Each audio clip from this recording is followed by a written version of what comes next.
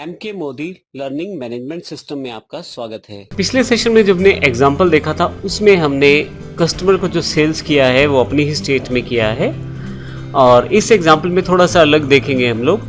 2.5 लाख से ऊपर अगर आपका कोई बिल है और इंटरस्टेट सेल्स अगर आप करते हैं तो उस केस में आपको bill wise detail GST return में देनी ज़रूरी होती है। तो इस केस को हम लोग इस एंट्री के द्वारा सीखने वाले हैं, जो इस सेशन में हम सीखने वाले हैं। अब ध्यान रखिएगा, इसमें सेल जो है वो इंटरस्टेट है, 2.5 लाख से ऊपर के अमाउंट का बिल है और डायरेक्ट हमने कस्टमर को या कंज्यूमर को सेल किया हुआ है। तो जब भी रिटर्न में शामिल किया जाएगा तो इसे बिल वाइज डिटेल के अंतर्गत शामिल किया जाएगा। तो इसके लिए आइए देखते हैं क्या क्या अकाउंट्स हमें चाहिए। सबसे पहले यहाँ पे क्योंकि सेल्स इंटरस्टेट है तो सेल्स इंटरस्टेट का मैंने एक लेजर क्रिएट कर लिया है। कंज्यूमर लार्ज सेल पंजाब, मैंने एक कंज्यूमर बनाया है, पंजाब से है वो, और उसको संडी डेटर्स के अंतर्गत रखा है ताकि जब एंट्री करें तो वहाँ पे हम उसको शो कर सकें। डेल लैपटॉप एक स्टॉक आइटम क्रिएट की है। तो आइए देखें हैं इसकी एंट्री किस प्रकार से हम टैली में कर सकते हैं। अब यहाँ पे हम गेटवे ऑफ टैली के पास हैं। यहाँ से मास्टर्स में सबसे पहले लेजर्स क्रिएट करेंगे। अकाउंट्स इन्फो में लेजर्स में मैं यहाँ पे अल्टर का इस्तेमाल कर रहा हूँ, आप क्रिएट का इस्तेमाल करेंगे क्योंकि मुझे यहाँ एक लार्ज बिल निकालना है कस्टमर का, कंज्यूमर का 2.5 लाख से ऊपर का। तो इसके लिए मैंने एक इंटरस्टेट कंज्यूमर का अकाउंट क्रिएट किया है। यहाँ से लेजर क्रिएट किया है मैंने यहाँ पे कंज्यूमर लार्ज, और संडी डेटर्स के अंतर्गत इसको रखा है। पंजाब का इंटरस्टेट यह कस्टमर है। यहाँ पे आपको कंट्री और स्टेट डिटेल देना है। फाइनली जो इसका जीएसटी डिटेल्स हैं उसमें आपको कंज्यूमर लेना है। तो कंज्यूमर लेने के पश्चात मैं इसको यस कर देता हूँ। सेल्स इंटरस्टेट का मैंने एक अलग से यहाँ पे अकाउंट बना रखा है, सिंपल अकाउंट है यहाँ पे गुड्स, और फाइनली मैंने इसको यस कर देता हूँ। एक आइटम है, उसकी जानकारी इन्वेंट्री इन्फो पर आकर आप स्टॉक आइटम्स पे ले सकते हैं। अल्टर पे जाकर डेल लैपटॉप का मैंने यहाँ पे अलग से कैटेगरी के अंतर्गत लैपटॉप में डिफाइन कर रखा है, और फाइनली यहाँ से गुड्स में 20 पीस मेरे पास स्टॉक में मैंने दिखा रखे हैं। इसके एस्केप करके बाहर आ जाता हूँ। आइए इसकी एंट्री की बात करते हैं। डिस्प्ले पे आते हैं। सबसे पहले डे बुक और F2 के साथ मैं 1/4 से लेकर 31/7 तक की सभी एंट्री यहाँ शो कर लेता हूँ। एक साथ को consumer large debtor Punjab interstate जो बिल काटा हुआ है इसको देखते हैं सेल्स में। सबसे पहले मुझे यहाँ पे रेफरेंस नंबर देना है बिल का। उसके पश्चात मुझे यहाँ पे consumer large debtor Punjab interstate जो अकाउंट मैंने क्रिएट किया था उसको यहाँ पार्टी अकाउंट नेम में डाल दिया।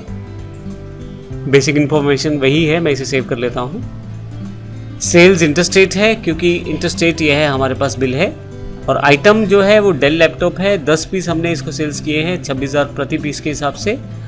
तो 2.5 लाख से ऊपर का बिलिंग यह हो गया है, और आईजीएसटी इस पे इम्प्लीमेंटेड होगा क्योंकि इंटरस्टेट यह बिल है 46,800 रुपये। एंटर करके इसको मैं सेव कर देता हूँ। इस तरह से आप जो कंज्यूमर हमारा 2.5 लाख से ऊपर की बिलिंग का बिल रहता है जिसके लिए, और इंटरस्टेट बिल रहता है, उसको यहाँ से काट सकते हैं। फाइनली अगर मैं डिस्प्ले पे आकर स्टैट्यूटरी रिपोर्ट्स पे आऊँ और जीएसटी में जीएसटीआर 1 को देखूँ तो यहाँ पे अलग से कैटेगरी है B2C लार्ज इनवॉइसेस। अभी यहाँ पे देखें आप शो नहीं कर रहा है, और ये इसलिए शो नहीं कर रहा क्योंकि मैंने जो अभी जो इनवॉइस जनरेट किया है वो इनकम्प्लीट मिसमैच इन्फॉर्मेशन में यहाँ दिखाया जा रहा है। तो इसको मैं रिजॉल्व कर सकता हूँ। उसके पश्चात यह B2C लार्ज इनवॉइसेस में आ जाएगा। एंटर करते हैं इसको, और इनकम्प्लीट जो इन्फॉर्मेशन है उसको वर्कआउट करते हैं। यहाँ पे डेल लैपटॉप में जो सेल्स है, जो नेचर ऑफ ट्रांजैक्शन है, वह हमारी यहाँ पे टैक्सेबल है, और इंटरस्टेट सेल्स है यह। तो इसके लिए मैं यहाँ से नेचर ऑफ ट्रांजैक्शन चेंज कर लेता हूँ। टैक्सेबल वैल्यू 2,60,000 रुपये है, और 18% का टैक्स है, बेस्ड ऑन वैल्यू है। एंटर, इसे सेव कर लेता हूँ। जब आप इसे सेव करेंगे तो इस टेबल से हट जाएगा और वापस आ जाएं तो आपको यही बिल जो है B2C लार्ज इनवॉइसेस में दिखाई देना शुरू कर देगा। जब भी कोई ऐसा प्रॉब्लम रहता है, किसी एंट्री में कोई कमी रहती है, तो आप उसको इनकम्प्लीट मिसमैच इन्फॉर्मेशन में देख सकते हैं और उसे मॉडिफाई करके यहाँ पे ला सकते हैं। अब हमारा इस पूरे सेशन में जो मेन पॉइंट है वो ये है कि हमने एक लार्ज इनवॉइस जनरेट किया है जो इंटरस्टेट कस्टमर का है, डायरेक्ट कंज्यूमर को हमने ये बिल दिया है और 2.5 लाख से ऊपर का ये बिल है इंटरस्टेट में, उसकी जब भी हम एंट्री करेंगे या उसको जब भी रिकॉर्ड करेंगे टैली में, तो उसके लिए GSTR 1 में अलग से डिफाइन किया गया है फील्ड यहाँ पे। तो इस तरह से हम यहाँ पे शो कर सकते हैं अपनी B2C लार्ज इन्वॉइसेस, अर्थात बिजनेस टू कस्टमर या कंज्यूमर लार्ज इन्वॉइसेस की इन्फॉर्मेशन को। स्मॉल इन्वॉइसेस हमने पिछले सेशन में देखे थे। अब नेक्स्ट सेशन से हम बात करने वाले हैं रिटर्न्स के बारे में।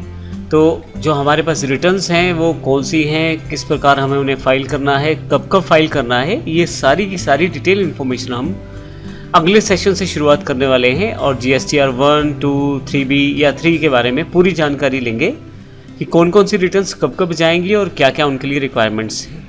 धन्यवाद।